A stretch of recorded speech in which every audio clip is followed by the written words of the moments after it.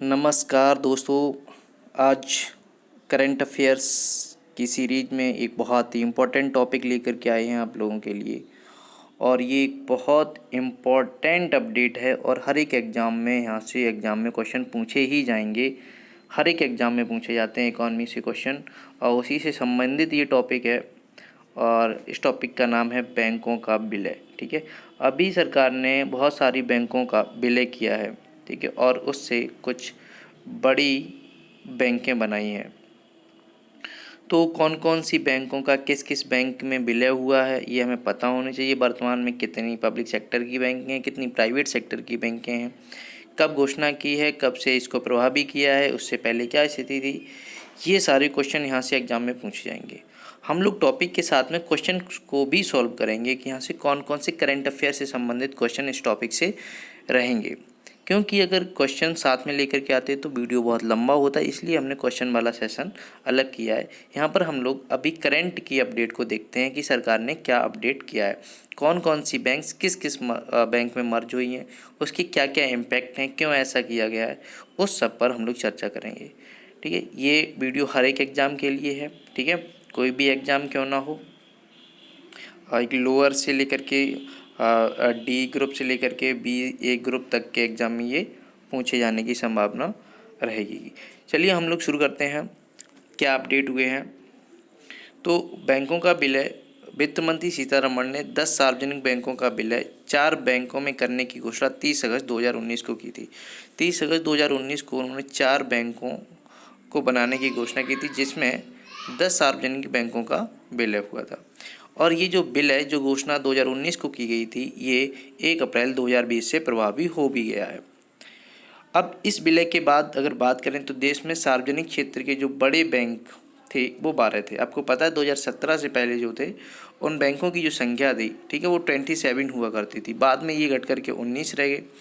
ठीक है, लेकिन अब ये घट करके 12 बड़े बैंक होंगे। और अगर प्राइवेट सेक्टर की बात करें तो ये 22 बैंक अभी फ़िलहाल हैं। तो आपको ये डेटा बिल्कुल याद रखना है कि कितने पब्लिक सेक्टर के बैंक हैं, कितने प्राइवेट सेक्टर के बैंक हैं। इसमें अगर हम आगे थोड़ी सी बात करें तो 1 अप्रैल 2017 को 5 जो स्टेट बैंक की जो एसोसिएट बैंक थी उनका विलय किया गया था। उसके साथ साथ महिला बैंक का विलय किया गया था। तो हमको एक थोड़ा सा डेटा ये ध्यान रखना है कि कौन कौन सी स्टेट बैंक की जो एसोसिएट बैंक थी उनका 1 अप्रैल 2017 को विलय करके एसबीआई एक बहुत बड़ी बैंक बनाया गया था। एक महिला बैंक, ठीक है, महिला बैंक को भी इसमें मर्ज किया गया था, जो 19 नवंबर 2013 को स्थापित हुई थी।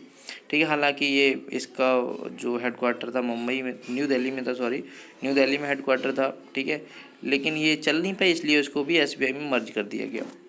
तो यहाँ पर अगर हम बात करें तो 5 कौन से, हाँ, पहले 8 हुआ करते, बाद में 3 विलय हो गए। तो अभी वर्तमान में जो थे वो 5 ही थे। तो हम देख लेते हैं कौन कौन से विलय हुए हैं। State bank of Bikaner and Jaipur, state bank of Hyderabad, Mysore, Travancore और पटियाला, ये पांचों का विलय किया गया और इसके साथ में एक महिला बैंक थी। तो कुल मिलाकर के 6 बैंकें एसबीआई में 1 अप्रैल 2017 को मर्ज की गई थी। अभी की अपडेट की बात करें तो 1 अप्रैल 2020 की बात करें, ठीक है, तो इसको 4 कैटेगरी में हमने बांटा है कि विलय फर्स्ट यानी merger first, second, third and fourth. ठीक है, तो यहाँ पे हम लोग बात करते हैं कि कौन कौन सी बैंकों का विलय किस किस में हुआ है। तो जो पहला विलय हुआ है, मर्जर फर्स्ट लिखा है इसमें, पहला विलय हुआ है वो हुआ है पीएनबी में ओरिएंटल बैंक ऑफ कॉमर्स और United bank of India, UBI, United bank of India, oriental bank of commerce. ठीक है, ओबीसी का विलय हुआ है यहाँ पर। और ये ओबीसी और यूबीआई का पीएनबी में विलय हुआ है, ये ध्यान रखना। पीएनबी अभी है, ओबीसी और यूबीआई दोनों का किस में विलय हुआ है, पीएनबी में हुआ है। देश का दूसरा सबसे बड़ा बैंक बन गया है इसके साथ ही पीएनबी बैंक। ठीक है, देश का सबसे बड़ा बैंक आपको पता है एसबीआई है, और उसके बाद में ये पब्लिक सेक्टर का दूसरा सबसे बड़ा बैंक बन चुका है, कौन सा, पंजाब नेशनल बैंक। सेकंड की बात करें तो कैनरा बैंक में सिंडिकेट बैंक का विलय किया गया है। ठीक है, कैनरा बैंक में सिंडिकेट बैंक का विलय किया गया है, और जो कैनरा बैंक है वो चौथी सबसे बड़ी बैंक बनी है इस विलय के बाद में। अगर हम बात करें यहाँ पर तीसरी की, तो यूनियन बैंक में आंध्रा और कॉरपोरेशन बैंक का विलय किया गया है, ठीक है। यानी कि यूनियन बैंक में दो बैंकों को यहाँ पे मर्ज किया गया है, एक आंध्रा है, दूसरा कॉरपोरेशन बैंक है, और इसी के साथ ये पांचवी बड़ी बैंक बन जाती है, ठीक है। तो हमें ध्यान रखना है यहाँ पे इनका जो किस क्रम में है, ठीक है, कौन सी बड़ी बड़ी बड़ी, वो सब आपको ध्यान रखना है। यहाँ पे लिखा हुआ है सारा का सारा, आप इसको नोट भी कर सकते हैं, ठीक है। हमने इसको बहुत शॉर्ट में करने की कोशिश की है, तो इसको आप कॉपी लेकर के आप साथ में बैठिए, नोट करते जाइए ताकि ये सारा का सारा आपको याद रहे। अगला है मर्जर फोर्थ की बात करें तो इंडियन बैंक, सॉरी इंडियन लिख गया यहाँ पर, ठीक है, इंडियन है, करेक्ट कर लेना, INDIN। इंडियन बैंक का इलाहाबाद बैंक में विलय किया गया है और ये सेवेंथ लार्जेस्ट बैंक बन चुकी है, ठीक है, सेवेंथ लार्जेस्ट बैंक बन चुकी है। अब इसके साथ में हम लोग अगर बात करें तो अभी वर्तमान में इनके मर्जर के बाद में तो पब्लिक सेक्टर के टोटल 12 बैंक हो चुके हैं। आपको ध्यान रखना है कि वर्तमान में पब्लिक सेक्टर के कितने 12 बैंक हो चुके हैं। यहाँ पर हमने 12 बैंकों की एक लिस्ट भी जारी की है, उसमें एक पेमेंट्स बैंक से, ठीक है, इंडिया पोस्ट पेमेंट बैंक ये अलग बैंक है, ठीक है। पेमेंट बैंक की बात करें तो भारत की एक है गवर्नमेंट जिसका नाम है इंडिया पोस्ट पेमेंट बैंक।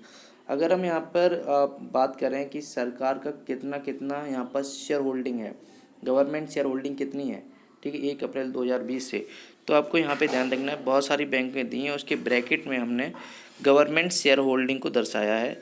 आप यहाँ पे देख सकते हैं क्योंकि 1-2 बार क्वेश्चन जो है एग्ज़ाम में पूछे गए हैं और यहाँ पर पूछा गया है कि किस सबसे ज़्यादा किस में सरकार की शेयर होल्डिंग। हम लोग देखें तो SBI में सरकार की 61% है, बैंक ऑफ बड़ौदा में 63% है, कैनरा बैंक में 72% है, पंजाब बैंक एंड सिंध में 79.62% है, और यहाँ पर अगर हम देखें तो इंडियन ओवरसीज बैंक में 91% है, और यहाँ पर यूको बैंक में जो है वो है 93.29% है, ठीक है।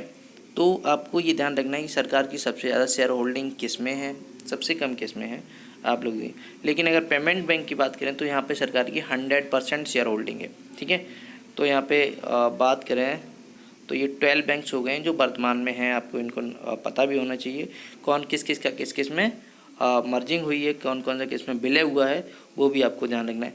इसके साथ ही अगर हम बात करें तो बैंक के जो हेड क्वार्टर्स भी कभी कभी एग्जाम में पूछे जाते हैं, तो थोड़ी सी कन्फ्यूजन भी रहती है। यहाँ पे हमें 12 बैंकों के हेड क्वार्टर्स याद रखने हैं, तो हमने उसकी एक ट्रिक के माध्यम से, ठीक है, इसको याद कराने की कोशिश की। आप लोग थोड़ा सा इसमें ध्यान रखेंगे तो ये सारे के सारे हेड क्वार्टर्स जो हैं वो आपको याद हो जाएंगे। चलिए देखते हैं कैसे कैसे याद करना है आपको। अगर किसी भी बैंक के नाम में, ठीक है, बैंक ऑफ इंडिया आता है, ठीक है, कैसे याद करने हैं हेड क्वार्टर्स। अगर किसी बैंक के नाम में क्या आता है, बैंक ऑफ इंडिया आता है, तो उसका हेड क्वार्टर मुंबई होगा। ये आपको ध्यान रखना है कि अगर किसी बैंक के नाम में बैंक ऑफ इंडिया आता है तो क्या करना है, उसका हेड क्वार्टर आपको मुंबई बताना। जैसे बैंक ऑफ इंडिया का मुंबई है, CBI central bank of India का मुंबई है, industrial development bank of India का भी मुंबई है, स्टेट बैंक ऑफ इंडिया का मुंबई है, यूनियन बैंक ऑफ इंडिया का मुंबई है, रिजर्व बैंक ऑफ इंडिया का मुंबई। सब में बैंक ऑफ इंडिया आ रहा है, सबके हेड क्वार्टर्स मुंबई है, कहानी ख़त्म हुई। देना बैंक, ठीक है, ये हाँ नहीं है, ये बैंक ऑफ बड़ौदा में इसका मर्ज हो चुकी है, ठीक है। इससे पहले जो बैंकों का विलय हुआ तो उसमें मर्ज हो चुकी है, तो इसलिए ये नहीं है, ठीक है, इसको आप हटा भी सकते हैं। लेकिन आप अगर बात करें तो इसमें हालांकि देना बैंक की बात करें, इसमें बैंक ऑफ इंडिया नहीं आता है, लेकिन इसके बावजूद भी इसका हेड क्वार्टर मुंबई में है। थोड़ा सा एक्सेप्शन था इसलिए इसको लिख दिया है। अगला अगर हम बात करें थोड़ी सी और बैंकों की बात करें तो जिन बैंकों की शुरुआत में, ठीक है, बैंकों के नाम की शुरुआत में अगर इंडियन लगा हुआ है, ठीक है, क्या लगा हुआ है, इंडियन लगा हुआ है, तो उसका हेड क्वार्टर चेन्नई होगा, ठीक है। इंडियन अगर आगे लगा हुआ है तो हेड क्वार्टर क्या होगा, चेन्नई होगा। इंडियन बैंक जैसे तो चेन्नई है, इंडियन ओवरसीज बैंक तो उसका चेन्नई है, ठीक है। तो जिनमें इंडियन आ रहा है वो आपको ध्यान रखना है क्या है, चेन्नई है। बैंक ऑफ इंडिया आ रहा है तो मुंबई है। अगला अगर हम बात करें कि वे बैंक जो यू से स्टार्ट होती हैं, ठीक है, तो जो यू से स्टार्ट होती हैं उनकी बात करें तो उनका हेडक्वार्टर्स कोलकाता है। यहाँ पे एक दो और बैंकें थी, उनको हमने हटा दिया है। क्यों? क्योंकि वो मर्ज हो चुकी हैं तो इम्पोर्टेंट नहीं थी, इसलिए कि हम यहाँ पे यूको बैंक है उसका कोलकाता है। यहाँ पे आपको इलाहाबाद बैंक जो कि मर्ज हो चुकी है, ठीक है, इलाहाबाद बैंक भी मर्ज हो चुकी है, तो इसलिए याद कर लीजिए, पूछा जा सकता है लेकिन ज़्यादा इम्पोर्टेंट नहीं है। लेकिन इसका भी कोलकाता है, इलाहाबाद बैंक का भी कोलकाता है, यूको बैंक का भी कोलकाता है। और इसके बाद में अगर हम बात करें कि अगर किसी बैंक के नाम में पंजाब आता है, ठीक है, तो उनका हेडक्वार्टर न्यू दिल्ली होगी। पंजाब, आप ध्यान रखना है कि न्यू दिल्ली के पास में ही पंजाब है, ठीक है, पंजाब न्यू दिल्ली के पास में ही है। तो Punjab National Bank New Delhi, Punjab and Sindh Bank New Delhi है, ठीक है, पंजाब वाले न्यू दिल्ली आपको ध्यान रखना है। इसके साथ में कुछ और हैं, तीन, जो उन 12 में से 3 और बचे थे, उनका ये रहा। बैंक ऑफ बड़ौदा, आपको पता है बड़ौदा बड़ोदरा गुजरात में है, तो इसका हेडक्वार्टर गुजरात बड़ोदरा हो गया, बड़ौदा का। बैंक ऑफ महाराष्ट्र, ठीक है, महाराष्ट्र में ही इसका है, पुणे में, ठीक है, और कैनरा बैंक का बेंगलुरु है। तो ये 3 आपको याद रखनी है। तो इस तरीके से आप इनको हेडक्वार्टर्स याद रख सकते हैं, ठीक है। सभी बैंकों की उनकी शेयर होल्डिंग्स याद रखिए, कौन कौन से बैंक का विलय किस किस में हुआ है। इससे संबंधित, इस वीडियो से संबंधित जो भी क्वेश्चन एग्जाम के लिए बनेंगे, अगली जो वीडियो आएगी उसमें सारे के सारे इंपॉर्टेंट क्वेश्चन रहेंगे। आप लोग अगली वीडियो ज़रूर देखें, अवश्य देखें, ठीक, क्योंकि वहाँ से एग्ज़ाम में क्वेश्चन मिलेंगे ही मिलेंगे। ये एक जनरल इन्फॉर्मेशन थी, ठीक है, आपको पता होना चाहिए कि क्या क्या अपडेट हुआ है, इकॉनमी का टॉपिक है। और इसके साथ ही अगली जो वीडियो आएगी वो क्वेश्चन वाली वीडियो होगी, तो आप लोग इसको पढ़िए, उसको सॉल्व करने की कोशिश करिए, हालांकि उसका एक्सप्लेनेशन भी देंगे हम साथ में, ठीक है।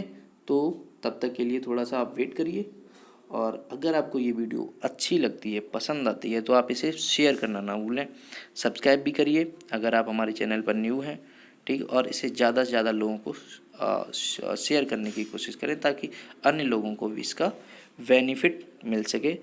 और अगर आपको किसी स्पेशल टॉपिक पर आपको बनवाना है वीडियो, तो आप कमेंट बॉक्स में कमेंट करिए, हम आप पर उस पर बनाने की कोशिश करेंगे, आपको पूरी सेवाएं देने की कोशिश करेंगे, ठीक है। धन्यवाद, गुड नाइट, और अगली वीडियो कल मिलेगी क्वेश्चन के साथ में। आप तब तक के लिए बाय बाय।